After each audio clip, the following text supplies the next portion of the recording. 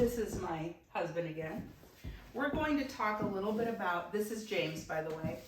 We're going to talk a little bit about, I call it dress for success. What do you call it? I'd say the same thing. I mean, definitely. I think dress for success is a good mindset to be in, because you always want to be successful with whatever you're doing. So I liked what you said earlier when we were talking about the idea behind this video. So I wanted you to say what you said, how you want to dress for the next level, or for the... Whenever you're getting dressed to do anything specifically, think of it this way.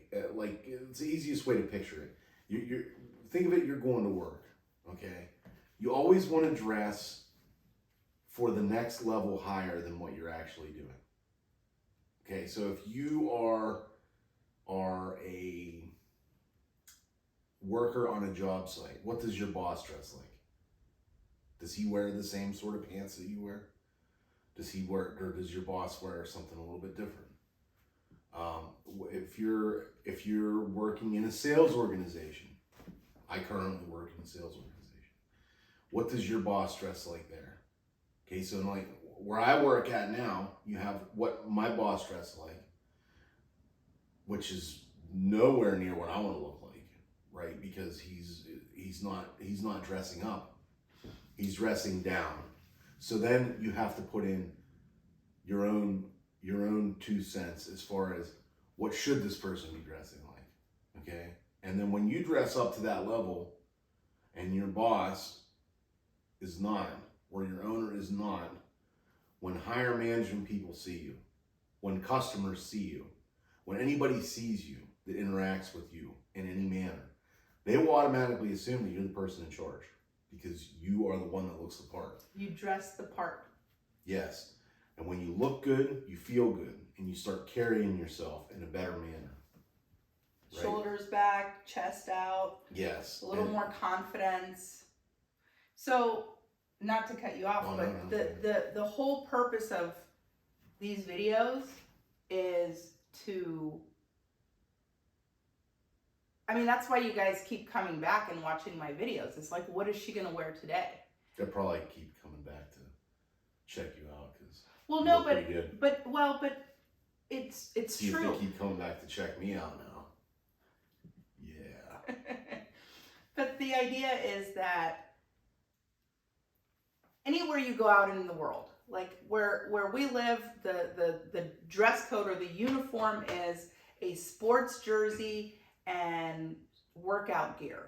Like, that's it. Whether it's leggings or yoga pants, or, and this is for men and women, athletic shorts.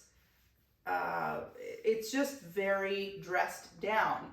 And so even if you dress, like if I were to go outside like this, if I were to go outside and I've got my fishnets on, my dress, my gloves, my hat, they'd be like, where are you going? Like, what kind of occasion are you dressing for, right? You know what occasion she's dressing for? She's dressing for winning. Right? That's the occasion.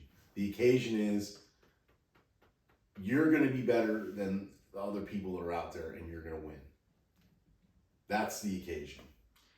It goes back to like the 5 senses that I did a video about the 5 senses: sight, smell, hearing, touch, and taste, right? The 5 senses. With everything that we do every day, all day, it's how we engage with our 5 senses. And so when you see something that looks attractive, whatever it may be, could be a car, could be a person, could be a house, could be whatever you want it to be. But when you see something and it looks above average, don't you take notice? So you be that above average. Yes. Be that above your own station. And as you get noticed, you'll get pushed along. And the other thing is, a lot of people associate a lot of, like, it takes a lot of money to look the part or to get outfits together and all of that. It doesn't have to. I did a video about buying an $8 dress from Goodwill. Do I shop there often? No, but I went into Goodwill to last summer or 2 summers ago, and I was buying athletic shorts because I don't care what they look like for my sons, just to walk around the house in or go out and ride bikes or whatever. And when I go into Goodwill looking for those athletic shorts for my sons, I also look for myself. And so that's where I found the dress. This dress is also from Goodwill. This was like $3, but I wear it. I've gotten my money's worth out of it. I enjoy it, and it doesn't have to cost you a lot of money. But it's all about how you put yourself together. And if you don't know how to at first, James went through this. I started to just kind of buy him odds and ends, and he would put them together. And now he's very comfortable with what he puts together. He has that confidence. Today for me is just an easy day. She got dressed up to make this video. I got dressed up because I'm gonna go to the store on my day off, right? So I have a reasonably decent sweater on and an okay pair of jeans. I'm in dad mode on a Sunday, so. But he still dresses the part. He's the best damn fashionable dad. He's the most fashionable dad, and he's going to go out into the world, and people are going to take notice because he's not wearing a jersey with Lululemons or whatever guys wear that's like Lululemons. They should have that for guys, just like the lazy guy dress store, and just sell like sports jerseys and badass pants. Well, you make a lot of money here with it. There are stores like that. They exist. So. And stay away from them. Dress for success. Level up. Level up. Leave it there. Leave it right there. Level up. No. But wait. I want to dig a little deeper. Where did you learn how to dress? Like, forget about us and me buying odds and ends. Like, before you even met me, like, you've heard this all your life. Like, dress for success or look the part. Okay, so the first time I learned how to dress for success and look the part, I worked for this company. It was an environmental company. We did all kind of work with hazmat stuff and demolitions and all sorts of things. Now I worked in a few different areas with these guys, right? And when we work in different areas, they'd always give us stuff, swag. You get loads of crap working for a place like that, right? So they'd hand us out shirts and all this other such thing. The real trick was, though, that in certain places, the supervisors wore one color shirt. And in the other place, the supervisors wore the other color shirt. So before I had ever supervised anything, I got this nice little collection of both color shirts. And what I started doing is, when I'd show up in a new place, for one thing, I wouldn't just wear jeans in. I'd wear, like, cargo pants or khaki pants, like a project manager would wear. And I would take whatever color shirt the foreman would wear at that place, and I would wear the foreman's color shirt, even though that wasn't me. And I'd go in there and I'd walk around like I knew what I was doing, and people were like, wow, that guy really knows what he's doing. Even the management people in the company noticed. They're like, who is this guy? I don't remember hiring him. Guy, where's he from? You know? And bam, that was where I first learned it. That was the first time where it really I mean, you hear this stuff all the time, but that's the first place where it really internally clicked for me, and I just kept up with it all the time. For me, I worked in retail for many years, and I remember specifically wearing just some black slacks, like business casual. There wasn't anything exciting about these black slacks.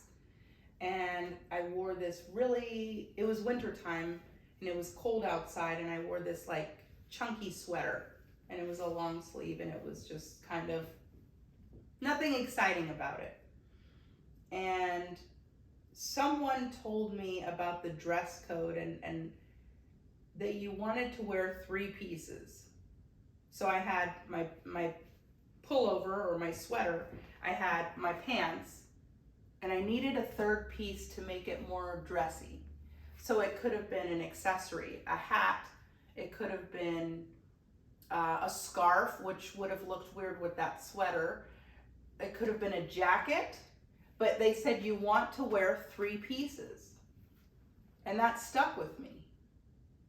Because you can make your third piece whatever you want it to be. So, like for me, I'm wearing a dress, I've got my shoes, and I've got 3 third pieces. I've got my gloves, that's 1. I've got my hat, that's 2. And I've got my hosiery, my pantyhose. That's the third piece. I mean, you make it what you want. You make it what you want it to be. And I just expanded on that over the years. And I find that the attention that I get from women when I dress up is almost like I'm overdressed in today's world, which that has nothing to do with me. That's what they're projecting, but that has nothing to do with me, and I discard it. Like, see, they know. The trick is, they know. I am dressed like a hobo. mm-hmm. But you know what? I'm gonna go out and everybody else is gonna be dressed like a hobo. So I'll fit in, I'll blend who in, and I cares? won't get any attention. A lot of women don't want attention. No, they do. Well, they do, They don't but want to put effort. they into don't it. want to put the effort, or they really sincerely don't want the attention. But the attention that I get from men is like, you're feminine, you dressed up, it's a breath of fresh air. Look, somebody that gives a damn. Holy shit! And you know what? That's really all it takes anymore. Is like, you just show up like you give a damn. Mm-hmm. I mean, you don't have to be the best at anything. No. Just show up like you give a damn. And guess what? You're gonna be better than 98% of the rest of everybody that shows up wearing Lululemons, UGG boots, and Yeah. sports ball team sweater. Yeah. It makes you feel better. And I'll tell you, when I go out and I feel good, even if I get the looks from women that I'm overdressed, I know that they're just mad that they don't look like me. Yeah, because they're it's all it is. Oh, now I gotta take 5 seconds to put myself together, rather than just Lululemons. On a positive note, I also have gotten attention from women where, what do they say? Imitation is the highest form of flattery. Yeah. There's a few people that I know that have stepped up their game with their level of sexiness, mostly sexiness. There's one friend in particular that came to our house for Thanksgiving, and I had on this satin long dress. Was it satin, or what's the other? Silk, whatever. It's that shiny satin material, and it was like a burgundy color, and I was wearing that dress, and it had a nice little slit on the side. I had my pantyhose on, and I was wearing thigh-high boots. You know, the thigh-high boots that I have in one of my other videos about shoes. And the next time I saw her for her family's Christmas photo, you saw it. Yeah, she was looking good. She had on a green velvet dress, like crushed velvet. It had a low V, but still just like a little bit of cleavage. And she put her high slit, like she made it very well known that she was here to stay, and she felt sexy. You could see it in the photo. And if I inspired that, if we inspired that, our energy, then we're doing something right. I'm waiting to see how I inspire the women in this town to do their mustaches. You never know. Yeah. Cheers.